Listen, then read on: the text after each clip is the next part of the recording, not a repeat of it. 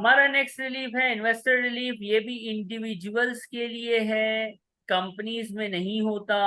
Investor relief बदर का छोटा भाई है। इन्वेस्टर रिलीफ कौन है?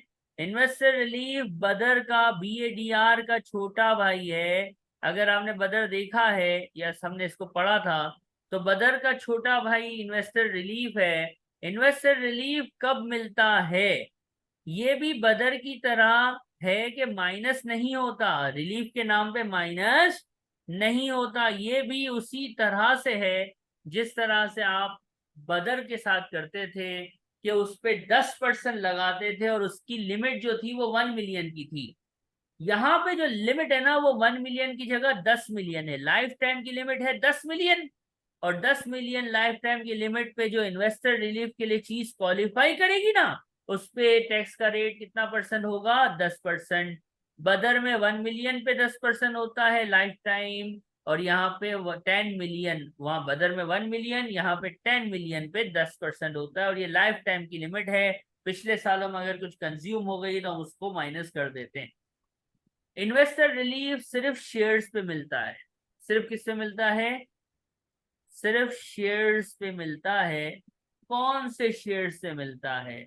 वो शेयर्स वो शेयर्स जो किस कंपनी के खरीदे हो आपने? अनकोटेड कंपनी के। और कब खरीदे हो? 17 मार्च 2016 के बाद खरीदे हो।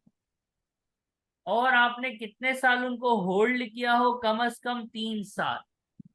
और आपने बदर के केस में याद करो, आपको एम्प्लॉय होना जरूरी था।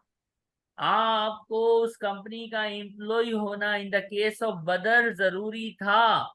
बदर शेयर्स में उसी वक्त मिलता था जब आप कंपनी में क्या करते थे? कम से कम 2 साल पार्ट टाइम या फुल टाइम नौकरी करते थे। इन्वेस्टर रिलीफ एसेट्स पे नहीं है, सिर्फ शेयर्स पे है।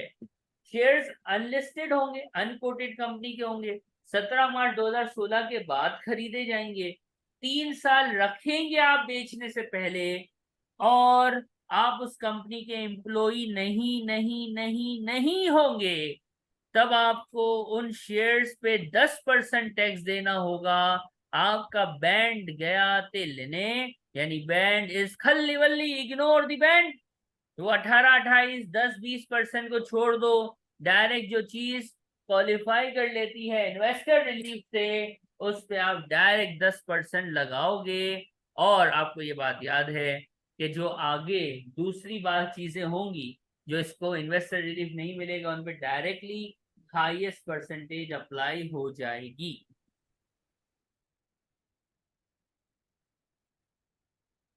इसमें कोई सवाल?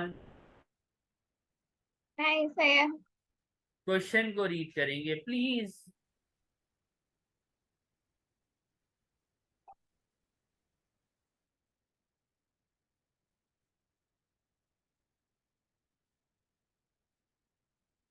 अब देखिए, अल्मा, ये क्वेश्चन है और इसमें बदर कंप्लीट है। अब देखिए, Alma subscribe 50,000 shares in R12। Conditions क्या हैं? ये अनकोटेड होनी चाहिए। क्या R12 अनकोटेड है? Number 1, okay. कब खरीदे थे? जून 19 में, यानी 17 मार्च 2016 के बाद, ओके। मुझे देखो, खरीदे 19 में है, बेचे 23 में है, क्या 3 साल रख के बेचे कि नहीं? जी। 3 साल रख के बेचे, ये भी ओके है। और लिखा हुआ है कि कभी भी इसने पीछे क्लेम भी नहीं किया, और क्वेश्चन में ये भी लिखा हुआ है कि इसने कभी भी इस कंपनी में नौकरी, जॉब, फुल टाइम या पार्ट टाइम नहीं की है। चारों की चार कंडीशंस का मीट होना मस्ट है। एक भी कंडीशन अगर मीट नहीं होगी, इन्वेस्टर रिलीफ शेयर्स पे ही होता है, बदर की तरह एसेट्स पे नहीं होता। बदर शेयर्स और एसेट दोनों पे था, ये सिर्फ शेयर्स पे होता है। तो अगर एक भी कंडीशन मिस हो गई तो इन्वेस्टर रिलीफ अप्लाई एप्लीकेबल नहीं होगा। अब चारों कंडीशन मीट हो रही है, शेयर्स हैं। करेंगे, कैसे करेंगे? सर डिस्पोजल प्रोसीड देंगे। कितना है disposal proceed?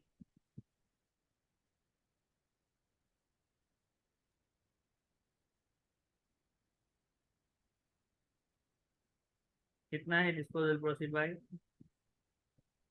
150, 8 lakh. 1.5 lakh. Cost कितनी है? कॉस्ट 50,000।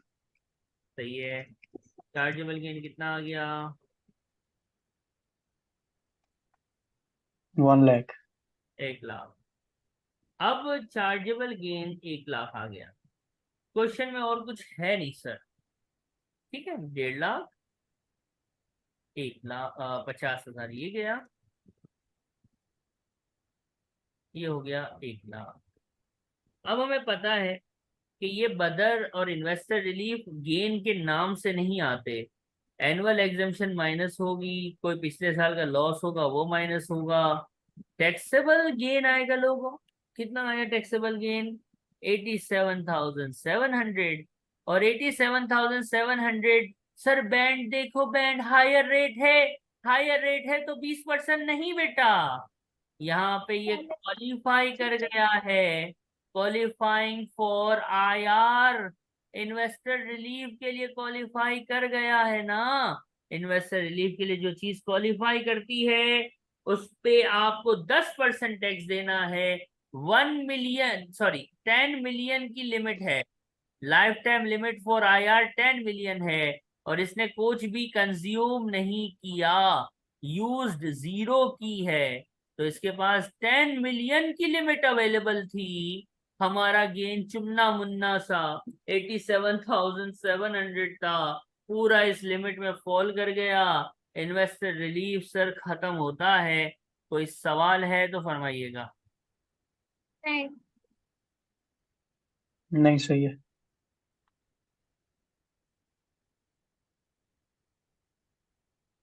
अब हम आगे बढ़ते हैं। एक क्वेश्चन कराते हैं आपको ताकि थोड़ा सा स्ट्रांग हो जाएगा। ये भी हैंडआउट में है, 52 है क्वेश्चन नंबर। इसको हम अब देखते हैं। चारों कंडीशन पहले मीट करनी है। देखो, शेयर्स बेचे हैं ना, शेयर्स बेचे हैं, हमें रूल पता है 17 के बाद हैं, हाँ ठीक है, बाद हैं। कंपनी अनकोटेड है, 2 टिक हो गए। जॉब नहीं करता था, 3 टिक हो गए। और 3 साल रखने हैं बेचने से पहले। खरीदे थे 2019, बेच। और अब इसमें दो तरह शेयर्स है ना। एक क्या नाम है कंपनी का? एक कंपनी का नाम है डार्ट, और दूसरी का नाम है बीटा। तीन कंडीशंस तो मीट हो गई ना, कि जॉब नहीं करता, कंपनी अनकोटेड है, और क्या रूल था? कब शेयर खरीदने हैं आपने? खरीदने की डेट क्या होनी चाहिए? 17 मार्च 16 के बाद, राइट। जी। जी।17 मार्च 2016, ऑन एंड आफ्टर, यही थी ना कंडीशन। तीन तो, एक तो ये आसान है, दूसरी ये आसान है, तीसरी ये है, और चौथी कंडीशन क्या है? कितने साल रख के बेचना है भाई? 3। 3 साल। होल्डिंग होनी चाहिए, ऐसा ही है ना। चल, डार्ट का केस, बीटा का केस, मुझे डेट्स बताएंगे आप। डार्ट मैंने कब खरीदा था? 1 नवंबर 19। बीटा कब खरीदा था? जून 20। क्या दोनों पे ये कंडीशन मीट हो गई? जी। आफ्टर मार्च नहीं। 2016, ये भी मार्च 2016 के बाद है, ये भी मार्च 2016 के जी। बाद। Date of purchase, date of disposal या डेट ऑफ सेल एक ही बात है। कब है? दिसंबर 22 में। तीन कंडीशन मीट करे बैठे हो। चौथी कंडीशन क्या है? 3 साल रखा के नहीं रखा, हाँ के ना? डार्ट ने का तो रखा है, लेकिन बीटा का नहीं रखा है। ये दानियाल, क्या आपको भी ऐसा ही लगता है? जी, बिल्कुल ऐसा ही है। ऐसा ही है, तो अब हम सॉल्व कर लेते हैं भाई। एक है डार्ट, एक है बीटा। डिस्पोजल प्रोसीड और कॉस्ट मुझे बताएंगे।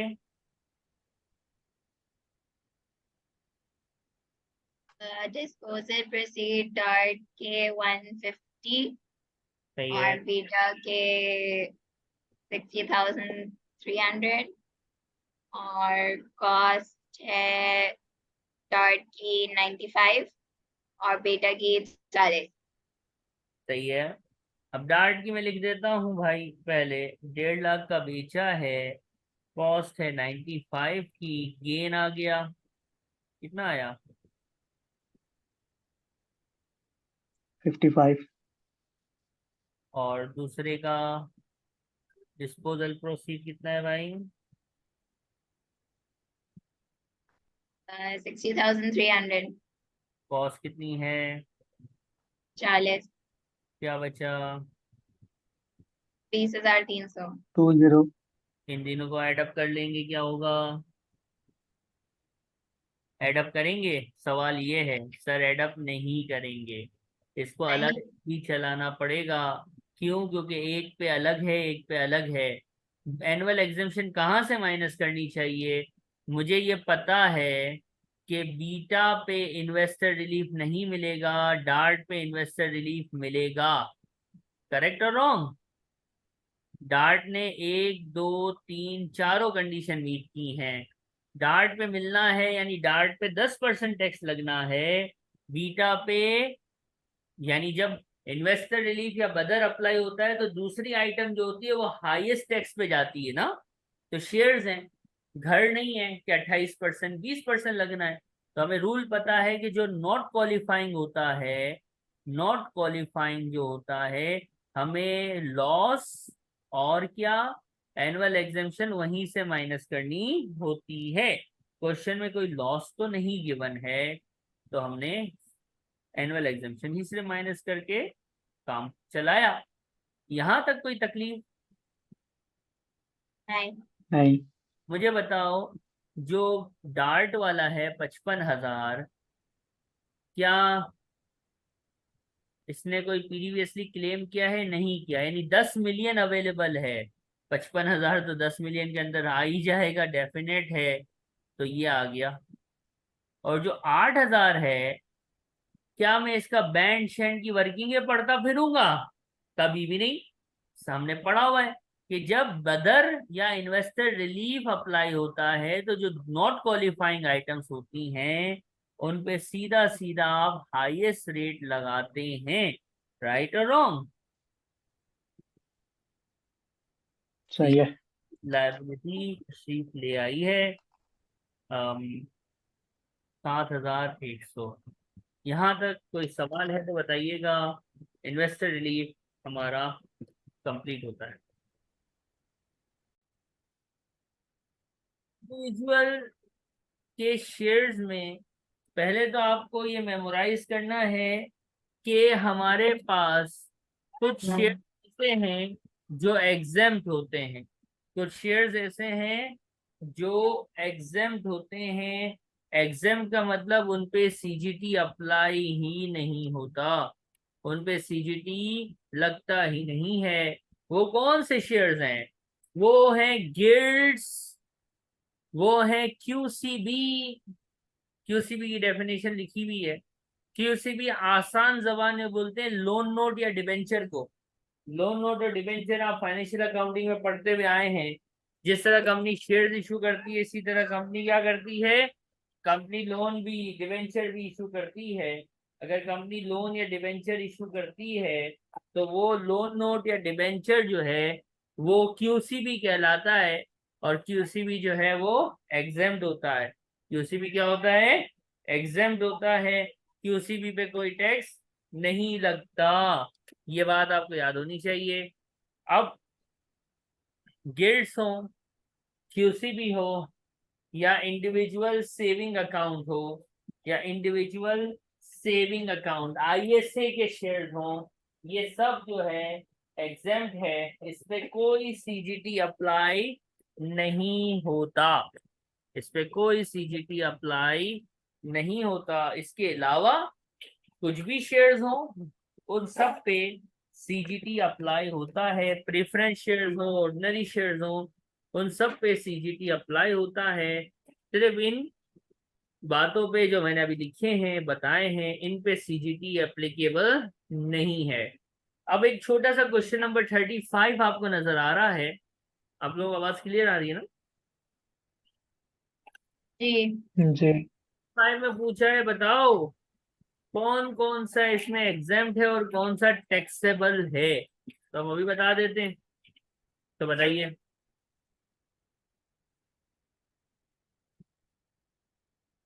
Number 4। Exchequer stock, ordinary shares, ये सब कुछ दिया हुआ है।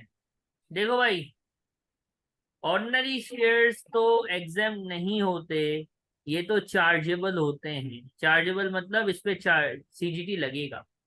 नंबर 2 पे जो एक्सचेकर स्टॉक लिखा हुआ है ना, एक्सचेकर स्टॉक गिल्ड्स का ही दूसरा नाम है, और हमें पता है गिल्ड्स पे सीजीटी नहीं होता। प्रीफरेंस शेयर्स हो के ऑर्डिनरी, उस वो तो चार्जेबल ही है, उन पे तो सीजीटी लगना है। और लोन नोट अभी पढ़ा है क्यूसीबी होता है। लोन नोट किसको बोलते हैं? क्यूसीबी को बोलते हैं, और क्यूसीबी भी एग्जाम्प्ट है, उस पे भी सीजीटी अप्लाई नहीं होता। तो ये दो एग्जाम्प्ट है जिसपे क्रॉस लगा दिया, और दो चार्जेबल है जिसकी वर्किंग आप करेंगे। यहां तक कोई तकलीफ? नहीं। नहीं। कभी कभी सेलिंग प्राइस गिवन नहीं होती, तो सेलिंग प्राइस मिड पॉइंट होता है, एवरेज होता है। मतलब स्टॉक एक्सचेंज में जो कोटेड कंपनी है उसकी सेलिंग प्राइस निकालने का ये फार्मूला है। उसकी एक हाईएस्ट प्राइस होगी, उसकी एक लोएस्ट प्राइस होगी, उसकी एवरेज कर लोगे तो ये आपके पास उसकी सेलिंग प्राइस या कोटेड प्राइस आ जाएगी, जो कि इस केस में कितनी आ रही है, मिड पॉइंट या एवरेज करके आप शेयर्स की वैल्यू कैलकुलेट कर सकते हैं। मेरे ख्याल में 250 250। पेंस आ रही है। इसको हम कहते हैं, डिवाइड बाय 100 कर दोगे ना, तो ये आ जाएगी 2.5 पाउंड्स, और हमें पाउंड्स में चाहिए होती है, पेंस में नहीं। बात समझ आ रही है? सही है। सही। इसके बाद इंडिविजुअल में मैचिंग रूल होता है। मैचिंग रूल मतलब देखो, आपने शेयर्स खरीदे होते हैं कई बार, बार बार लगातार। आपने शेयर खरीदे होते हैं कई बार, बार बार लगातार। मिसाल है 1 जनवरी 23 में, 15 जनवरी 23 में, 18 जून 23 में, जून थोड़ा सा सही कर, जून 23 में, 19 सितंबर 23 में। ये आपने खरीदारी की है, 10,000, 10,000, 2,000, 4,000, और हर किसी की अपनी अपनी प्राइस है, 2 रुपया, 4 रुपया, 6 रुपया, 8 रुपया, what ever.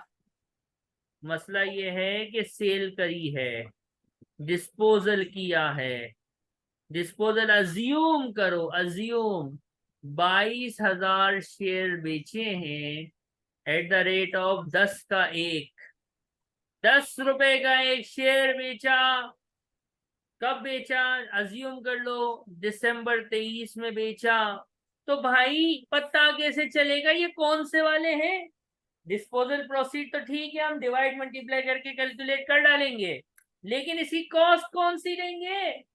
This is the question, this a $1,000,000 question here, कि कौन से में से उड़ाऊं, कौन से में से उड़ाऊं। शेयर्स में पता थोड़ी चलता है, रंग थोड़ी लगा हुआ होता है कि ये वाले 1 जनवरी के हैं तो ये 15 वाले हैं, तो बेचे ये वाले हैं तो यूं है। मैचिंग करनी पड़ती है। इसके लिए क्या निकला कॉन्सेप्ट? Matching order. मैचिंग के रूल्स इंडिविजुअल के कुछ और हैं, कंपनी के कुछ और। इंडिविजुअल के मैचिंग रूल्स क्या हैं? वो कहता है सेम डे, सबसे पहले जिस दिन आपने बेचा है, अगर उस दिन कुछ खरीदा है ना, तो पहले वहां से निकालो। फिर बेचने के बाद फॉलोइंग, अगले, अगले पिछले नहीं। कंपनी में होता है प्रीवियस 9 डेज, यहाँ पे होता है फॉलोइंग 30 डेज। अगले 30 दिन में अगर कुछ बेचा है तो वहां से निकाल लो। बेचने के बाद अगर कुछ खरीदा है, बेचने के 30 दिन बाद अगर कुछ खरीदा है तो वहां से निकालने का।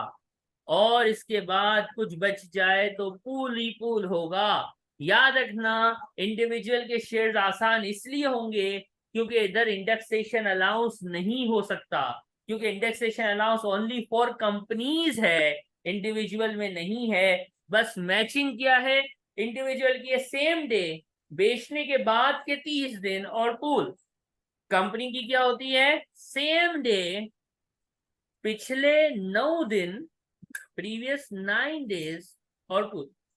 ठीक है, कंपनी में इंडेक्सेशन अलाउंस नाम की बला होती है, इंडिविजुअल में नहीं होती। कहानी खलास। अब हमने कंपनीज का सीजीटी का शेयर्स देखा हुआ है, तो it's bit easier for you to deal with this, क्योंकि कंपनी का अगर आपको किया हुआ है इंडेक्सेशन वाला, तो उसको सिंप्लीफाई करना ही इंडिविजुअल है। एक प्यारा सा क्वेश्चन आपके सामने है, इसके साथ हम इसके पूलिंग को देखेंगे। जुई क्वेश्चन नजर आ रहा है, जुई पढ़िए क्या लिखा हुआ है एक बार।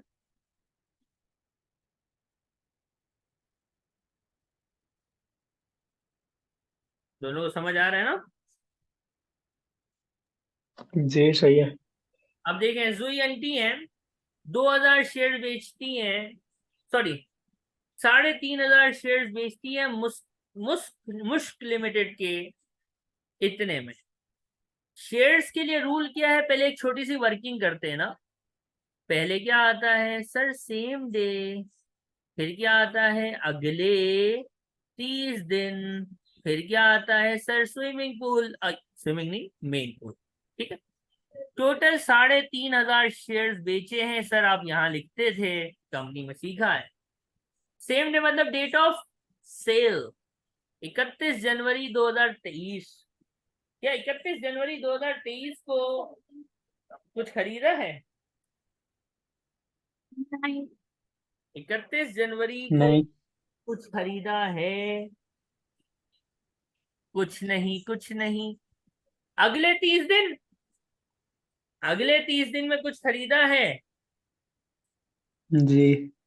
हाँ हाँ, मिल गया आपको, बेहतरीन।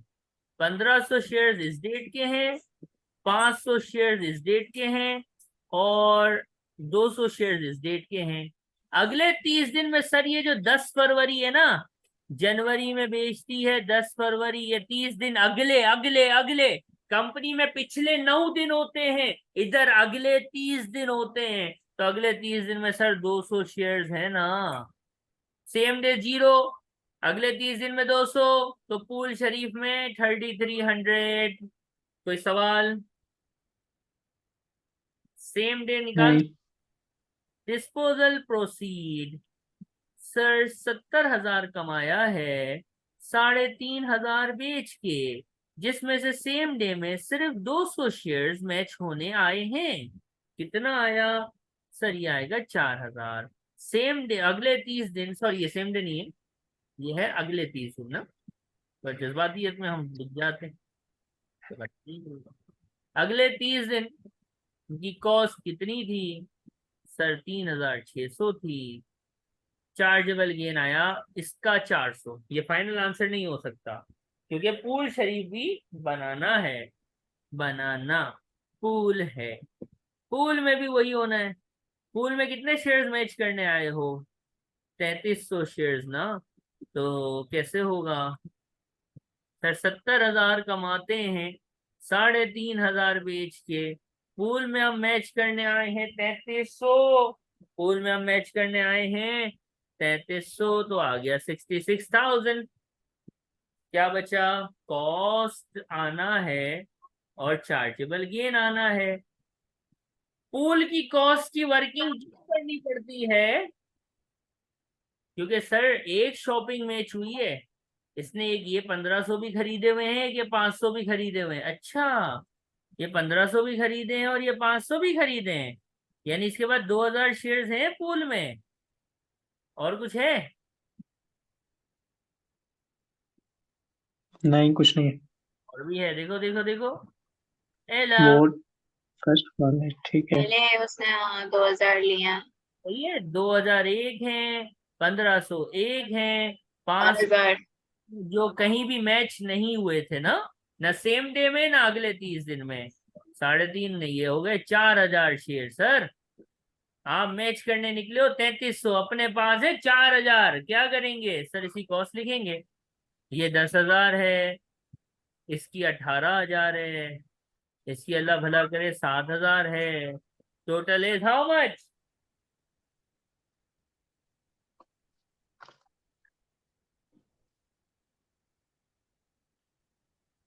35। 35 35 35,000 is the cost for 4,000 shares, but in the pool we need to match only 3,300 shares. तो कैसे करेगा बाबा? Sir divided by 4,000 multiply by 3,300, क्या आंसर आएगा? 2875। 28875। कंपनी का शेयर्स पड़े हुए बच्चों, क्या इंडिविजुअल का शेयर्स कंपनी से आसान है कि मुश्किल है? आसान है। चार्जेबल गेन कितना आया?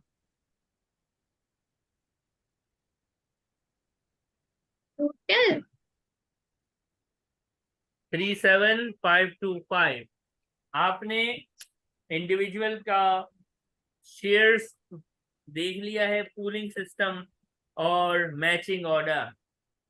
अब हम इसमें राइट शेयर्स और बोनस शेयर्स करेंगे और फिर टेक ओवर और ये भी खत्म, ठीक है?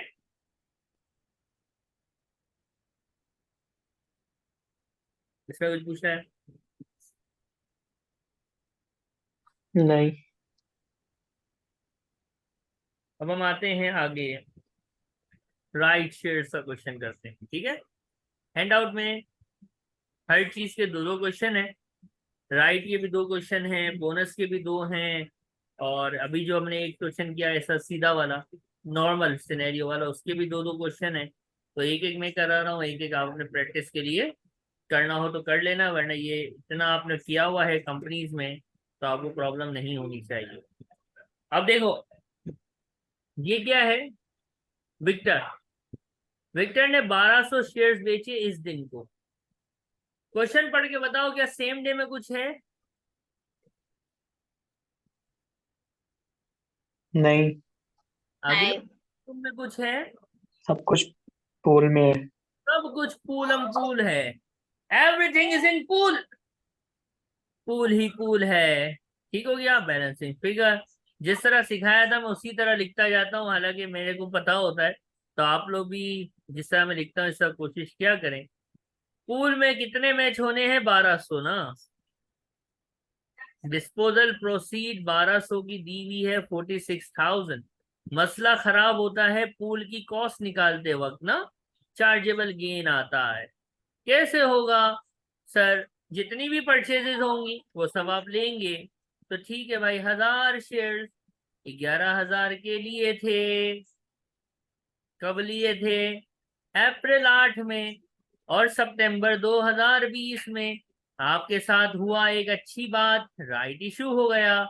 142 मतलब जिसके पास दो शेयर होंगे उसको एक मिलेगा, ऐसा ही है कि एक होंगे तो दो मिलेगा? नहीं, दो होंगे तो एक मिलेगा। दो होंगे तो एक मिलेगा, मतलब 1,000 इंटू 1 डिवाइडेड बाई 2, 500। और राइट में एक प्राइस होती है 3 रुपया दिया, नहीं सॉरी 6 रुपए। कितनी दी हुई है? 6 पाउंड। 5 6 3000।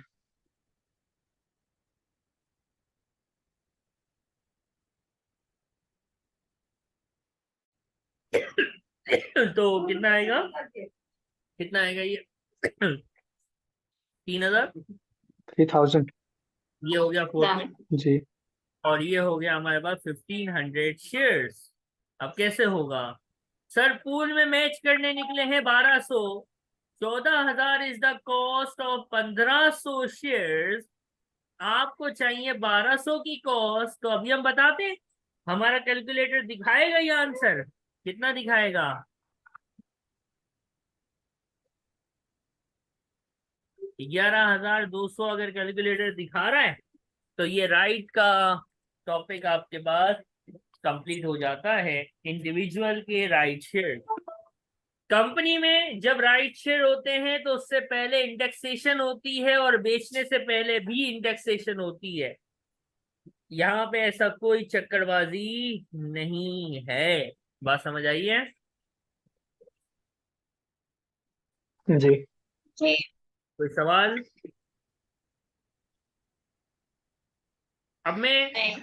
हम सबका नहीं। देखो कैसे टाइम बचाते हैं। इसको कहते हैं पढ़ा पढ़ा के सीख जाना। इस राइट के वर्ड को मिटाऊंगा, इस राइट को हटाऊंगा और मैं लिख दूंगा कि that is a bonus issue. ठीक है, ये क्या है? ये बोनस इशू है। तो क्या होगा सर? राइट की जगह आप कर देंगे बोनस। राइट की जगह आप क्या करेंगे? बोनस। इंग्लिश में चेंज करेंगे। मैं ब्लू कलर से लिख रहा हूँ अपनी चेंजेस इसको। राइट की जगह सर आप कर देंगे बोनस। 1 पे 2 मतलब 500 शेयर्स। 1000 थे 1500 हो गए। बोनस मुफ्ता होता है, मुफ्ता मुफ्ता। मुफ्ता मतलब उसकी प्राइस नहीं होती। आंसर सर क्या आया कॉस्ट का? 8800। अगर ये राइट ना हो, राइट की जगह बोनस हो तो क्या आया? 88। दोबारा कहिएगा प्लीज। 00। 8,800। और चार्जेबल गेन कुछ ना कुछ तशरीफ। जी। अगर ये सवाल में राइट की जगह बोनस होता तो आंसर ये होता। कोई तकलीफ है इसमें?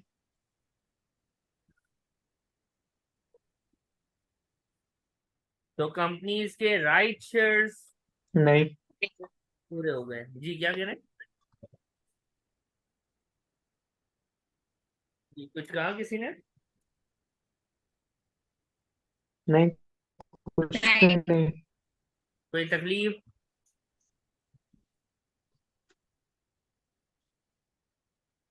नहीं। चले आगे बढ़ेंगे।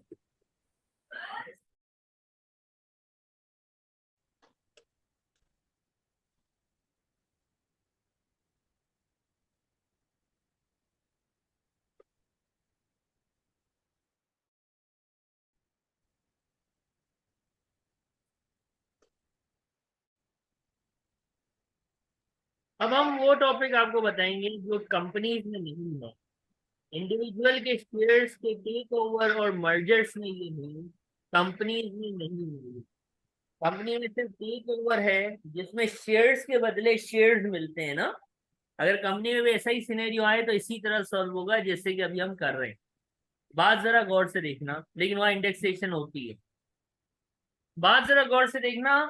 क्वेश्चन 46 है पैट्रिक का। ये है क्या चीज मैं बताऊंगा क्वेश्चन पढ़ के। पैट्रिक ने 10,000 शेयर्स खरीदे थे। बहुत अच्छी बात, 10,000 शेयर्स खरीदे थे। कौन सी कंपनी के थे? टारगेट के। और टारगेट को किसने एक्वायर किया? बिडर ने।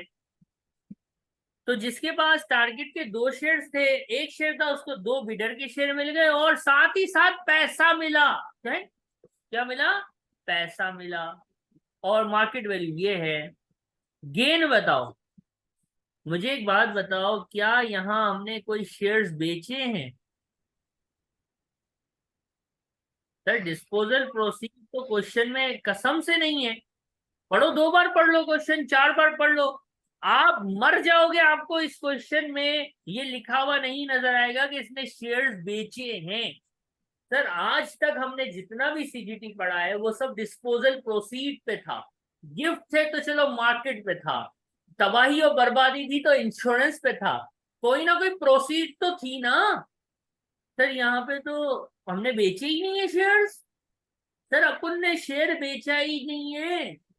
जब अपन ने शेयर बेचा ही नहीं है तो केड़ा गेन?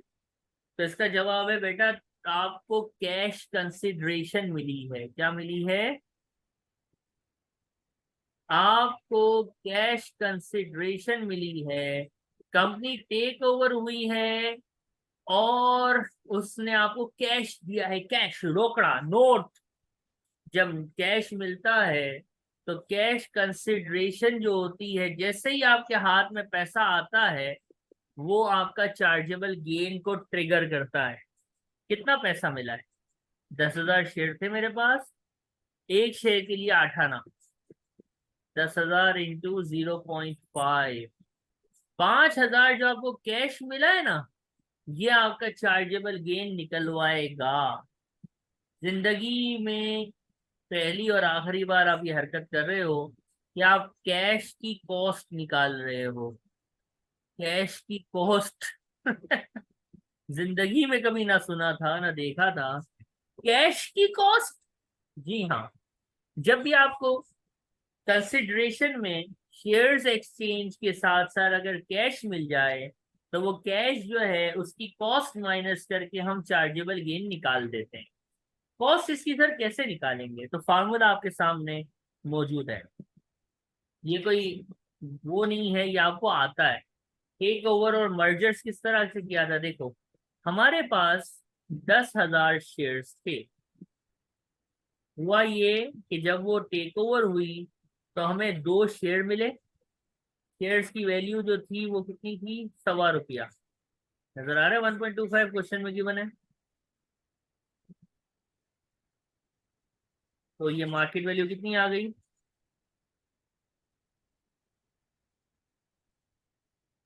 कितनी आई है?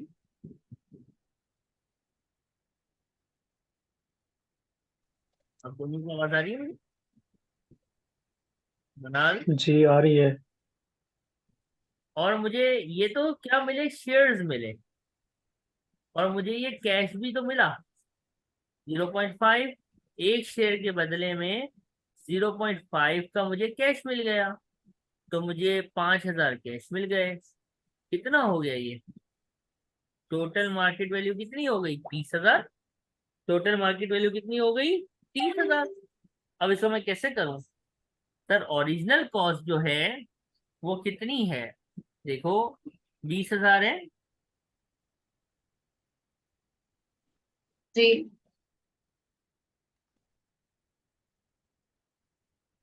कॉस्ट है 20,000। वही तरीका जो हम एक्विजिशन में करते थे। कॉस्ट 20,000 है जिसकी आज मार्केट वैल्यू 30,000 है। और कैश कंसिडरेशन की कॉस्ट चाहिए ना, जिसका पोर्शन 5,000 है। टोटल ये है, आपको 5,000 की चाहिए। क्या आंसर आएगा?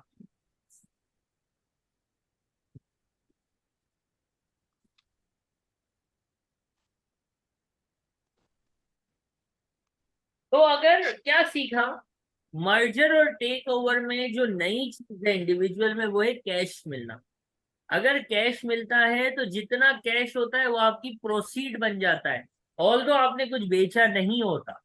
और उसकी कॉस्ट उसी तरीके से निकालनी है जिस तरह टेक ओवर मर्जर में हम करते हैं, कि टोटल मार्केट वैल्यू से डिवाइड। और वहां पे क्या होता था? ऑर्डिनरी शेयर बेचता था तो ऑर्डिनरी शेयर की मार्केट वैल्यू से मल्टीप्लाई करते थे। प्रेफरेंस बेचे तो प्रेफरेंस की मार्केट वैल्यू से मल्टीप्लाई करते थे। और अगर सारे बेच दे, ना बेचे थोड़े रख ले, तो फिर आगे फ्रैक्शन मल्टीप्लाई मजीद हो जाती थी नंबर ऑफ शेयर्स की बेसिस पे। यहाँ पे क्या है? कैश है। तो कैश की जो मार्केट वैल्यू है या कैश जो है उससे आपने मल्टीप्लाई कर लेना है। और ये आपका जो है वो ये वाला पॉइंट भी पूरा हो जाता है। इसमें कोई सवाल है तो बताइए। ये मार्केट वैल्यू कैसे आई है? हाँ, ये मार्केट वैल्यू कैसे आई है? कौन सी वाली? ये जो शेयर की है। देखो क्वेश्चन में क्या लिखा हुआ है। 2 शेयर्स मिलेंगे, 2 शेयर्स मिलेंगे एक ठीक के। है। और जो मार्केट में चल रही है प्राइस वो कितनी चल रही है? ₹1.25।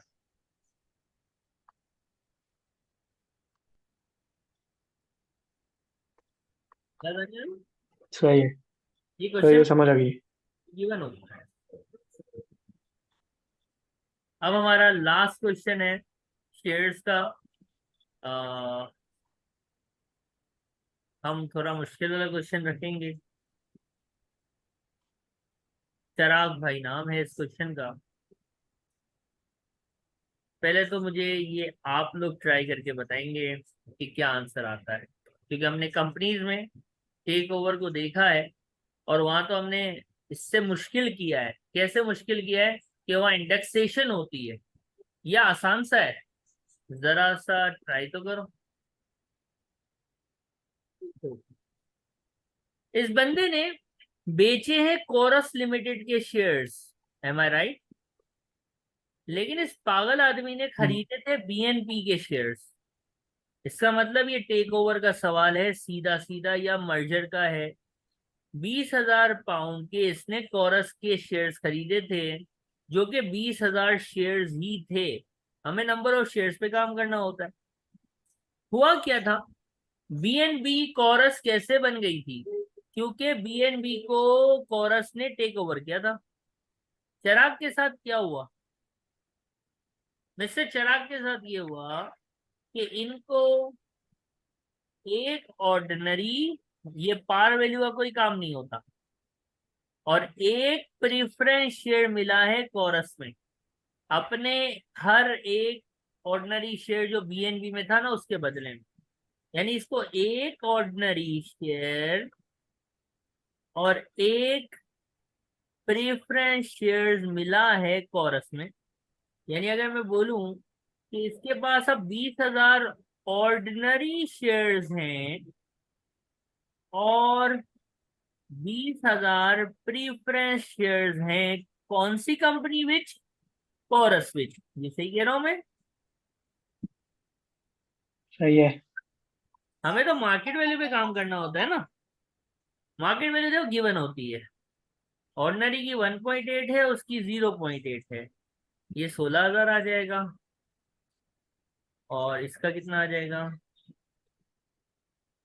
36,000। ये दोनों है मार्केट वैल्यूज, करेक्ट? जी। टोटल मार्केट वैल्यू कितनी हुई? 52। 52। बेचे कौन से हैं? All share. ऑर्डिनरी। कौन से वाले?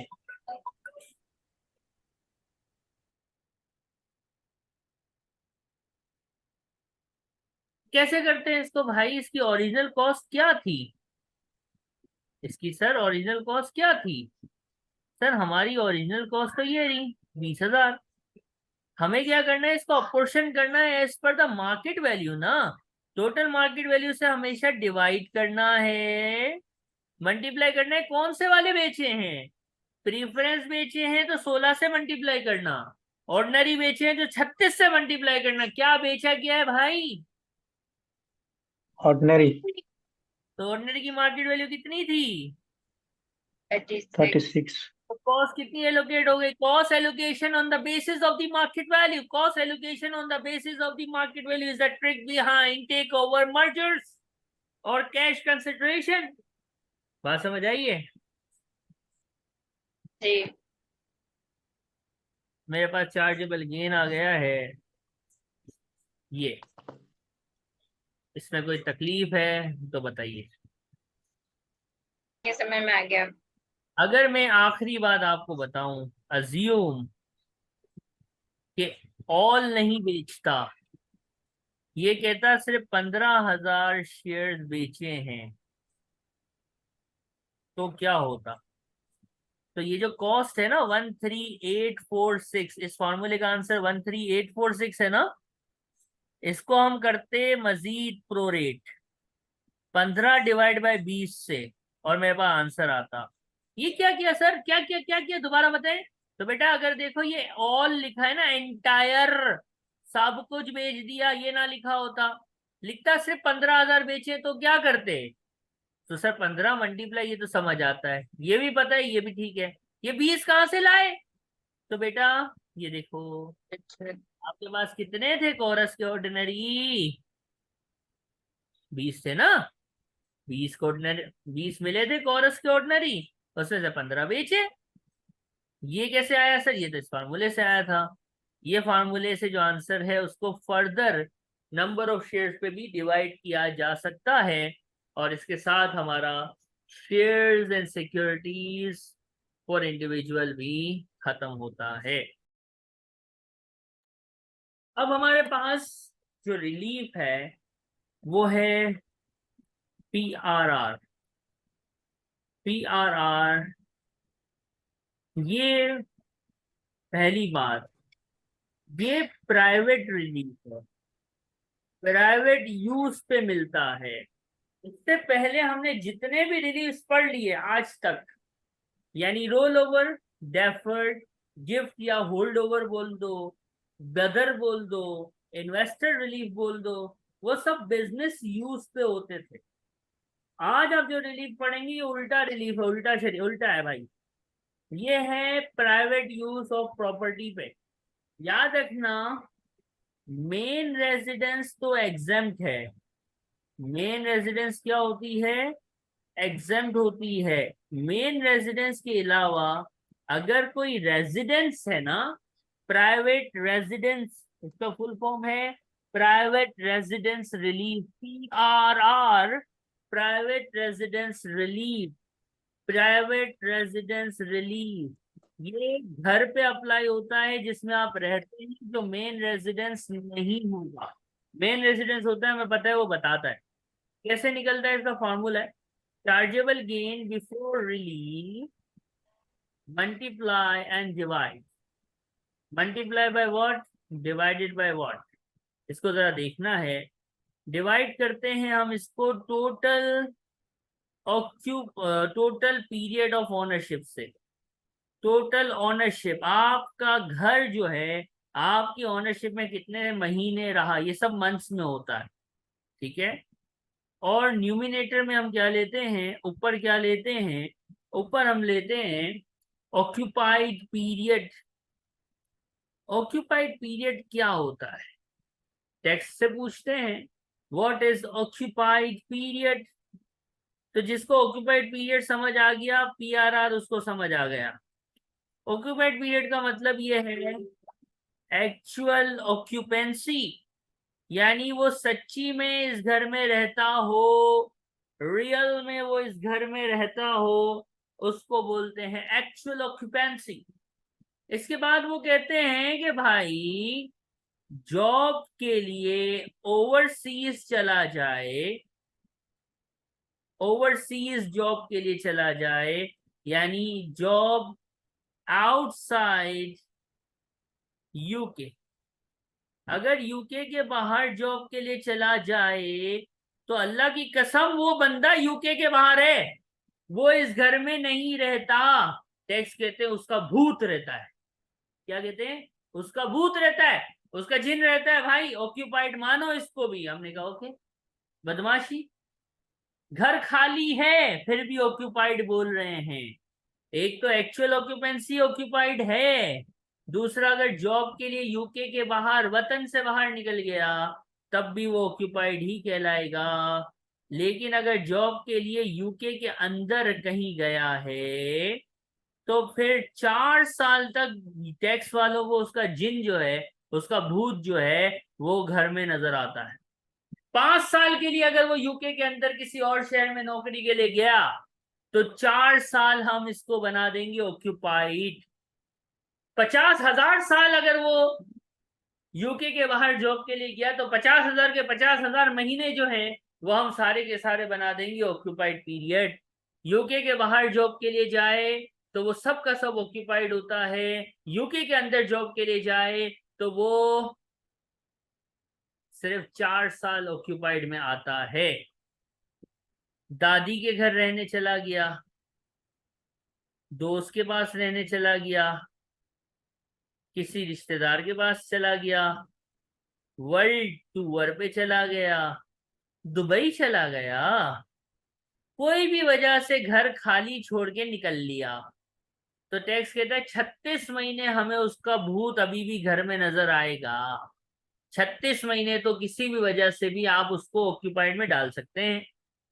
और फिर आखिरी बात टैक्स कहता है कि लास्ट 9 मंथ्स, बेचने से पहले के 9 महीने, हमेशा वो रहे ना रहे, टेक्स्ट उसको हमेशा बोलता है कि ये ऑक्यूपाइड पीरियड है। ये 4 या 5 ऑक्यूपाइड की डेफिनेशन है। अगर ये याद होगी तो कहानी आसान हो जाएगी। बात समझ आ रही है?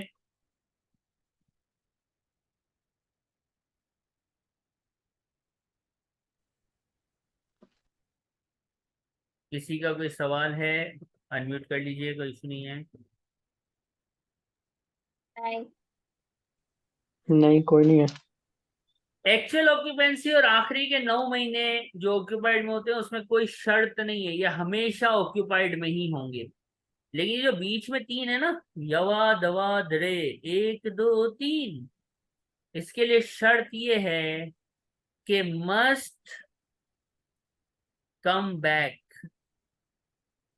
And actually occupy the house. ये क्लेम करने के लिए शर्त ये है कि आपने ये पीरियड गुजारने के बाद खाली घर नहीं बेच देना है, आपने इस घर में लौट के आना है। क्या अभी से भी ये याद रखो, पहली और 5वीं के लिए कोई शर्त नहीं है, कोई कंडीशन नहीं है, ये हमेशा ऑक्यूपाइड होगा।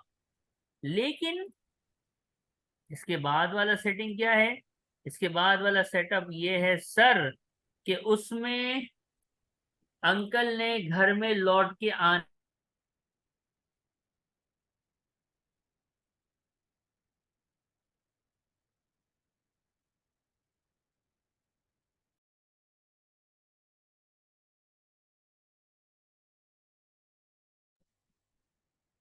दूसरा, तीसरा और चौथा जो है, अगर अंकल घर में लौट के नहीं आएगा तो वो फिर अगर लौट के आ गया तो वो ऑक्यूपाइड होगा। अगर वो घर में लौट के नहीं आया, उसने खाली घर ही बेच दिया, किसी भी वजह से अगर वो घर में लौटा नहीं, तो फिर वो ऑक्यूपाइड पीरियड नहीं बनेगा। कौन कौन सा? जॉब वाला यूके की, जॉब वाला ओवरसीज वाला, और तीसरा कौन सा है? किसी भी वजह से घर खाली छोड़ के जाने वाला। ये पॉइंट सबको समझ आता है?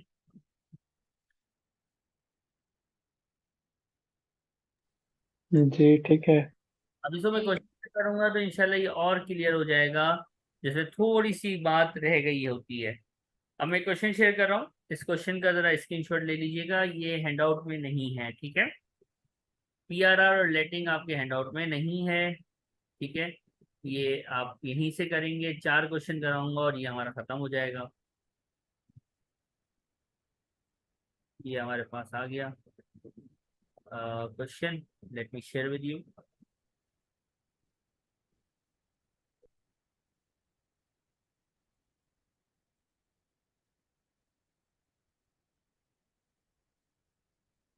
बस ये याद रखना, पीआरआर के लिए प्राइवेट यूज होना जरूरी है, और ऑक्यूपाइड की डेफिनेशन आपको हिफ्ज होनी चाहिए। ऑक्यूपाइड की डेफिनेशन आपको याद होनी चाहिए, ठीक है? और ये याद होना चाहिए कि पहली और आखिरी अनकंडीशनल है और बाकी जो 3 है वो कंडीशनल हैं। अब देखो कैसे होता है। करीम भाई हमारे बहुत अच्छे, इन्होंने साउथन में घर खरीदा था। अब घर है, आना जाना दिख रहा है, तो पीआरआर होगा। डिस्पोजल प्रोसीड दिया हुआ है, कॉस्ट दी हुई है, चार्जेबल गेन आ गया, लेकिन इसको हम बिफोर रिलीफ बोलेंगे ना, कि घर है और आना जाना दिख रहा है। तो डिस्पोजल प्रोसीड है 95,000 का। अंकल ने घर खरीदा था 25,000 में। गेन कितना आया? 70। पीआरआर फार्मूला क्या है? Gain multiply occupied divide by total, यही फार्मूला है। एक बार पढ़ो, यही फार्मूला है।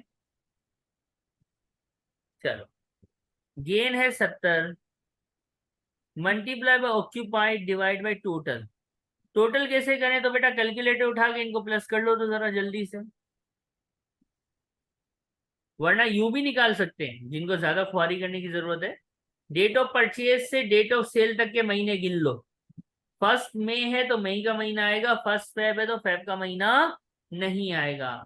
इसको भी गिन सकते हैं आप, यहां से लेके यहां तक। या फिर आप इनको प्लस करके पाकिस्तानी बनने का, एशियंस बच्चे बनने का सबूत देके जल्द अज जल्द भी इसको निपटा सकते हैं। क्या करेंगे? 333 333। 333। आपको लगता होगा आधा काम तो हो गया, बस ऊपर डालना है ऑक्यूपाइड पीरियड और कहानी खत्म। ऑक्यूपाइड पीरियड ही तो मसला है, ये है ना ये। इसको इन पांचों में मैच करना है, ठीक है। अब जरा ध्यान से देखिएगा मैं कैसे करता हूं, आपने ऐसे ही करना है। सबसे पहले मैं लिखूंगा ऑक्यूपाइड, और जो नहीं आएगा इसके अंदर वो कहाँ चला जाएगा, वो अनऑक्यूपाइड ऐसे ही। Lived in a house, lived in house, घर में रहा। क्या ये एक्चुअल ऑक्यूपेंसी नजर आ रही है? जी। मैं एक्चुअल ऑक्यूपेंसी को येलो से हाईलाइट कर देता हूँ। Lived in house, lived in house, दो एक्चुअल ऑक्यूपेंसी नजर आ रही हैं, ठीक है। तो अच्छे बच्चों की तरह ये 14 और थोड़ी जगह छोड़ के यहाँ पे लिख देते हैं लिव्ड इन द हाउस। जब लिव होता है, घर में रहता है, कहानी ही, टेंशन ही कोई नहीं है, लिख दिया। मसला ये है यहाँ कि ये गया किराए पे रहने, इतना बड़ा घर है फिर भी पागल आदमी रेंटल पे रहने चला गया है, ठीक है। फिर क्या किया है, फिर ओवरसीज में जॉब करी है, फिर क्या किया है, रिलेटिव्स के पास रहने गया है, ठीक है। सबसे पहले रेंट, प्रॉपर्टी रेंट पे लेके कहीं और चला गया। कहाँ पे मीट होता है ये, किस में मीट करवा सकते हो, इसको एक्चुअल बना सकते हो?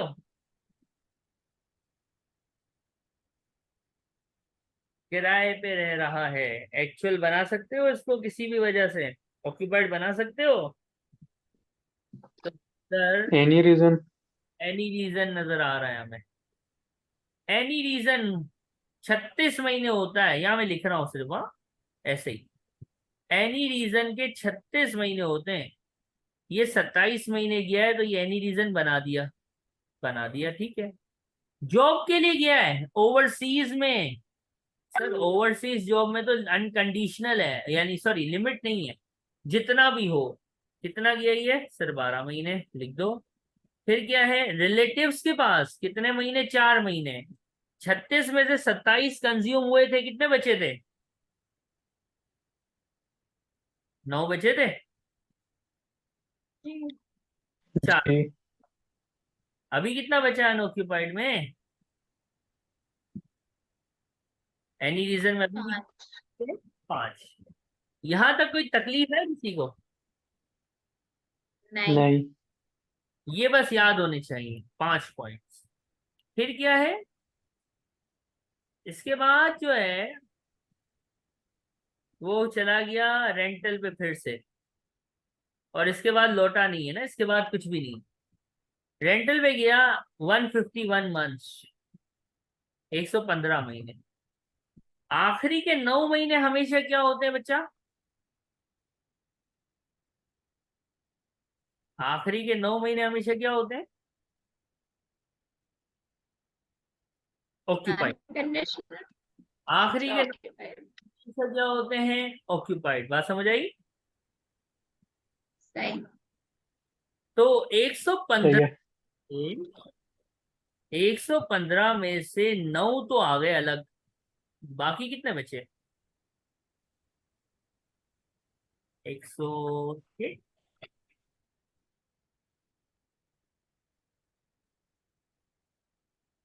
ये यहां तक कोई सवाल है आपके जहन में? जी, यहां तक कोई क्वेश्चन? नहीं, सही है। नहीं। अब मेरी बात सुनो, ये मेरे पास 5 महीने यहाँ बाकी है ना, क्या मैं इस 106 में से 5 महीने मजीद ऑक्यूपाइड में लिख सकता हूँ कि नहीं लिख सकता? देख सकते हैं। यहाँ पे मैं एक टर्म यूज करूंगा, ये लफ्ज थोड़ा सा ईडियम है उर्दू का। ये ईडियम ये है कि ये जो है ना, ये और ये जो ब्लू स्टार बनाया है, इसका रूल ये है कि लौट के बुद्धू घर को आए, यू नो दैट। इसका क्या मतलब हुआ? लौट के बुद्धू घर को आए, ये इंग्लिश में लिखा हुआ है मस्ट कम बैक, घर पे वापसी आने का। अब देखो जरा, ये वाला आया वापसी, इसके बाद भी अड़े सर आया बाबा आया, बुद्धू भाई लौट के आए थे, इसलिए हमने यहाँ पे ले लिए थे ये अच्छे बच्चों की तरह। ये 5 महीने हम यहाँ पे लेंगे तो बुद्धू भाई किधर है? घर पे लौट के कहाँ आया? नहीं आया। यानी ये बात है कि ये वाला और ये वाला क्लेम करने के लिए, इसके क्लेम होने के बाद कभी भी फौरन जरूरी नहीं है, इसके बाद कभी भी बाद बाद बाद बाद आपका एक्चुअल लिव्ड होना चाहिए। इसको कैसे याद रखते हैं हम? कि लौट के बुद्धू भाई ने घर को आना है, लौट के बुद्धू घर को आए। तो ये 5 महीने हम क्लेम इसलिए नहीं कर सकते यहाँ ऑक्यूपाइड में, क्योंकि चाचा घर पे लौट के नहीं आया, उसने वहीं से घर बेच दिया है। तो ऑक्यूपाइड पीरियड में वो 5 महीने नहीं आए, ये 5 महीने वेस्ट हो गए, क्योंकि इसने वापसी घर में आया नहीं है। बात समझ आती है? सही है। ठीक है। अगर एक बात सुनो सारी, ऐसे ही अज्यूम करो ये नहीं होता, ये वाली लाइन लिव्ड इन हाउस ये नहीं होती, क्वेश्चन में ये लाइन ही गायब हो जाती, तो क्या फर्क पड़ता क्वेश्चन पे? ओनली 14 ऐड करते। ये भी नहीं होता और ये भी नहीं होता। क्यों? क्योंकि लास्ट 9। आखिरी के 9 महीने और एक्चुअल ही आता है अनकंडीशनली। इसके अलावा जो 3 कंडीशन है ना, जॉब के लिए यूके में या यूके के बाहर या एनी रीजन वाली, उसके लिए जरूरी है कि इसके कहीं ना कहीं बाद, फौरन या बाद, लेटर, एक्चुअल ऑक्यूपेंसी होनी चाहिए। अगर वो नहीं है तो फिर, अगर नहीं होता इसमें भी, तो फिर ये सारे के सारे जो है वो पार हो जाते, कोई भी अप्लाई नहीं होता। ये बात समझ आ रही है? पीआरआर ठीक। खत्म होता है। 227 ऑक्यूपाइड मंथ्स आ गए हैं, टोटल चेक कीजिएगा कि 227 ही है।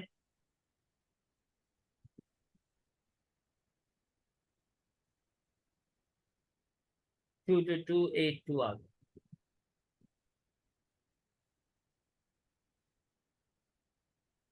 तो थोड़ा सा मैं वो कर देता हूँ ताकि आपको पूरा एक जगह पे नजर आ जाए।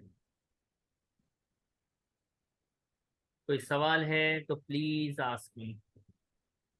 बस याद रखना, लौट के बुद्धू घर को आए, that is the rule.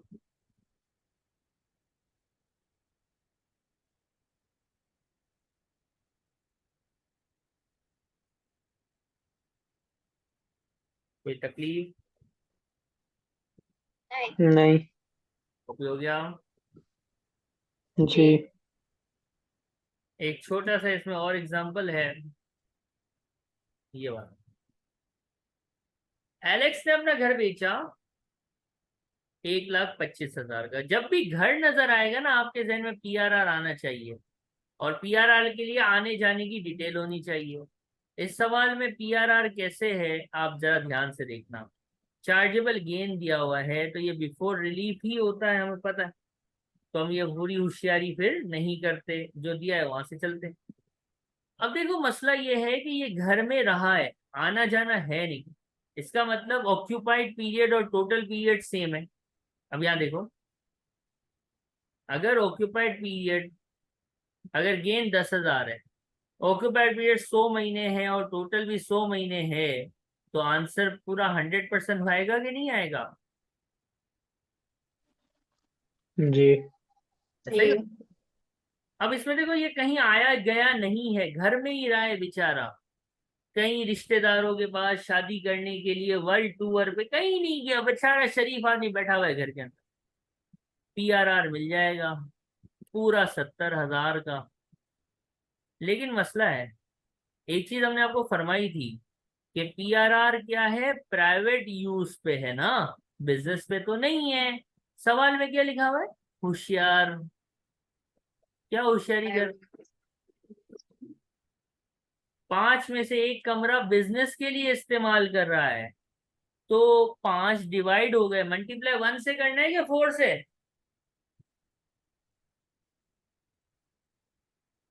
PRR, 1/5 है, 1 से करेंगे। नहीं, पीआरआर प्राइवेट रिलीफ है। 4/5। 4/5। पीआरआर बिजनेस रिलीफ नहीं है, PRR is a private relief. PRR अब हमारा ऑफिशियली खत्म हो जाता है। यहाँ तो कोई सवाल? नहीं। अब हमारे पास आएगा लेटिंग रिलीफ। जी, कुछ कहा? नहीं नहीं। लिखना है, लिख लें, कोई मसला नहीं।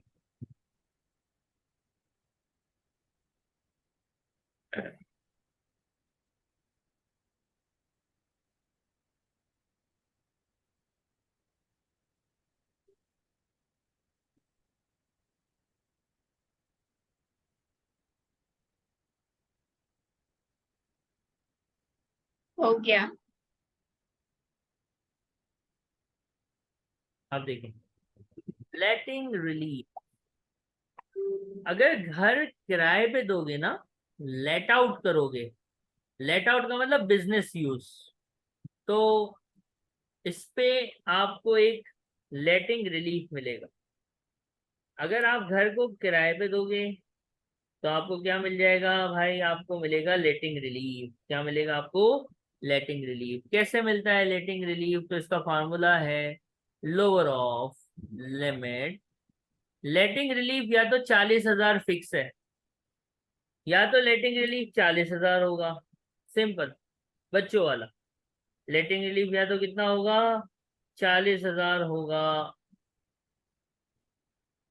या फिर जितना पीआरआर निकला होगा उतना ही लेटिंग रिलीफ भी होगा। Same same PRR, same same PRR, जितना लेटिंग रिलीफ उतना ही पीआरआर, जितना उतना ही लेटिंग। और तीसरा है एक फार्मूला, वो फार्मूला है chargeable gain before relief multiply by letting period. किराएदारी कितने महीने के लिए है, divided by total period of ownership. ये फार्मूला। इन तीनों में से जो आंसर सबसे कम होगा ना, जो इन तीनों में से आंसर सबसे लोअर होगा ना, वही आपका लेटिंग रिलीफ होगा। बात समझ आती है? जी। अब इसको करते कैसे, ये आखिरी चीज है, थोड़ा सा ध्यान से देखिएगा प्लीज।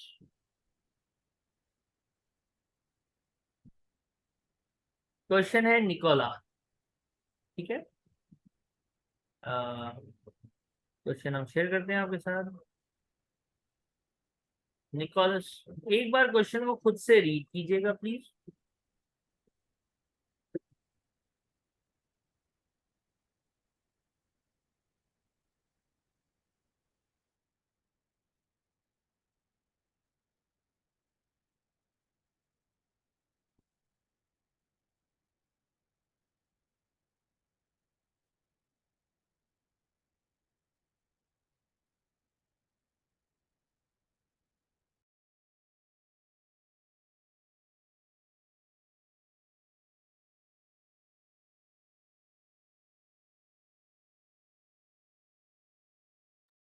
क्वेश्चन पढ़ लिया? जी। अब देखो इसमें हो क्या रहा है। इसमें क्या किराएदारी लिखी हुई है? लिखा हुआ है जी क्या? बिल्कुल। नजर आ रहा है किराएदारी है, राइट? अब इस किराएदारी के साथ कैसे जी। सॉल्व करेंगे? तो पहले तो हमारा वही फॉर्मेट है ना। क्या फॉर्मेट है? देखो, हमारा फॉर्मेट वही है। इस सवाल में डायरेक्ट आपको गेन दिया हुआ है, चार्जेबल गेन दिया हुआ है बिफोर रिलीव्स। कितना है? 209730। PRR हमें पता है, और ये घर में किराएदारी है तो लेटिंग रिलीफ भी आना है, हमें ये भी पता है। और इन दोनों की वर्किंग करेंगे, चार्जेबल गेन आएगा। सबसे पहले PRR की वर्किंग कैसे सिखाई है वो करेंगे। ऑक्यूपाइड, अनऑक्यूपाइड, और इसमें किराएदारी है तो लेटिंग देख लेंगे, कोने में इसको रखा है साइड में, ठीक है। अब बात समझना, लिफ्ट को मैं येलो कर देता हूं ना, घर में रहा, चलो भाई लिफ्ट में तो टेंशन ही नहीं है।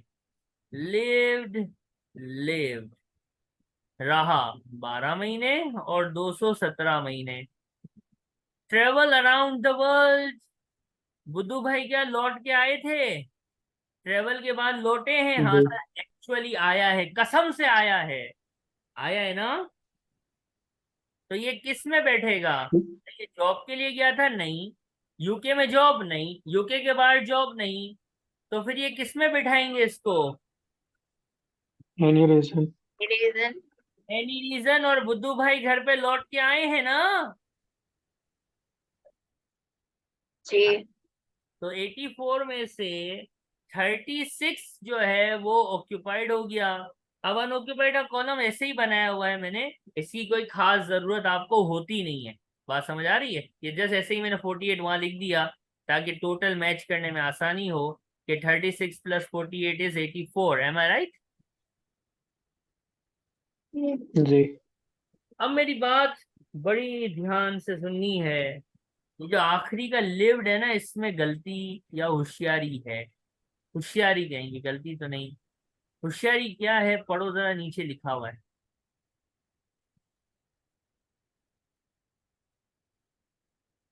निकोलस ने अपना 1 क्वार्टर घर जो है वो फाइनल पीरियड ऑफ ऑक्यूपेशन में दे दिया था। यानी मसला है 217 में भाई। 217 में हाजी साहब ने क्या किया है? किराए पे दे दिया है।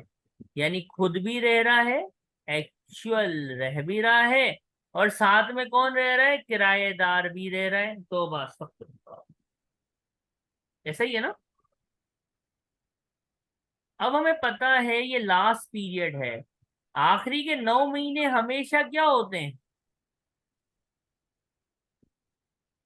आखिरी के 9 महीने हमेशा क्या होते हैं? ऑक्युपाइड में आते हैं। लास्ट 9 मंथ्स हमेशा ऑक्यूपाइड में आते हैं। तो 217 में 9 निकल गए तो कितने बचे? 208। 208 को बांट लो, कितना कितना हिस्सा है? 1 क्वार्टर। वन। तो 3 क्वार्टर पे खुद रहता होगा। तो एक्चुअल में कितना आया? 156। 156। ये वो चीज है जो बच्चे गलती करते हैं। यहाँ क्या गलती होती है? 9 को यहाँ माइनस नहीं करते बेटा, 9 तो आना ही आना है ना, 9 में अपोर्शनमेंट है ही नहीं, अनकंडीशनल ऑक्यूपाइड है। 9 is unconditional occupied, 9 is unconditional occupied, 9 को तो लेना ही है। बाकी जो है उसमें आप किराएदारी से बांट लो, बाकी आप भले किराएदारी से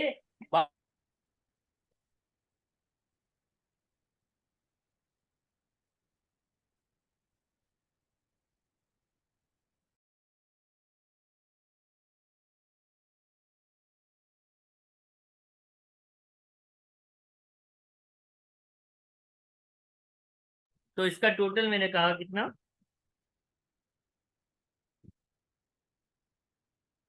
टोटल बताइएगा प्लीज। 213। 213। जी PRR कैसे होता है भाई? जो गेन है ऊपर ये रहा 209730। चलो इसको ऊपर ही कर लेते हैं, जगह तो हमें आ गई है, जूम आउट करके, जूम आउट करने से जगह मिल जाती है। वाह वाह। 209730 multiply by occupied which is 213, ये 156 था। डिवाइड किया टोटल से, टोटल कितना है जरा बता दो।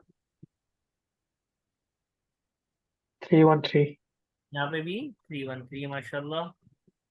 Answer is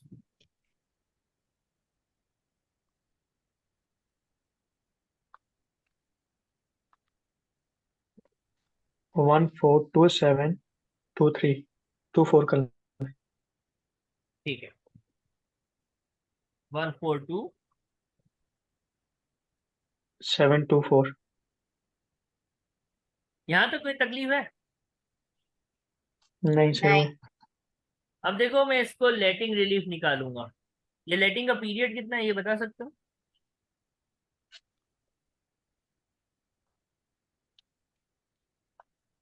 52. अब देखो जरा, लेटिंग की वर्किंग, ये वर्किंग है, ये वर्किंग है 40,000, या फिर जितना पीआरआर है उतना। पीआरआर कितना था? 1। 142 1. 724।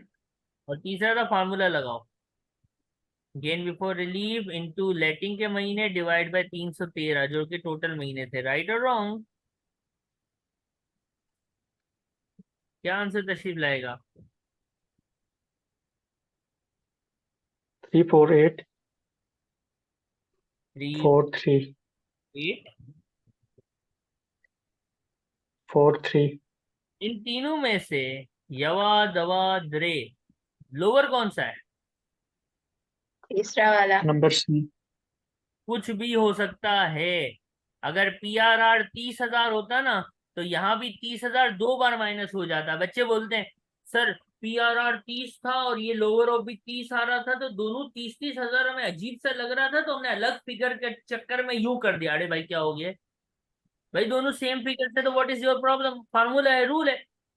तो ये कभी ऐसा भी हो सकता है कि पीआरआर वाला ही सर्कल लोअर हो, तो आप इसको इस तरह से देखेंगे। समझे बात को? जी.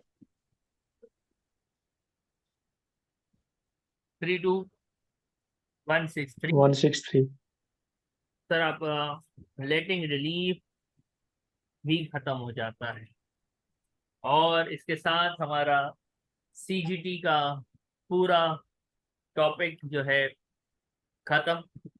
इन्वेस्टर, लेटिंग और पीआरआर हमने आज देखा है और सीजीटी खत्म होता है।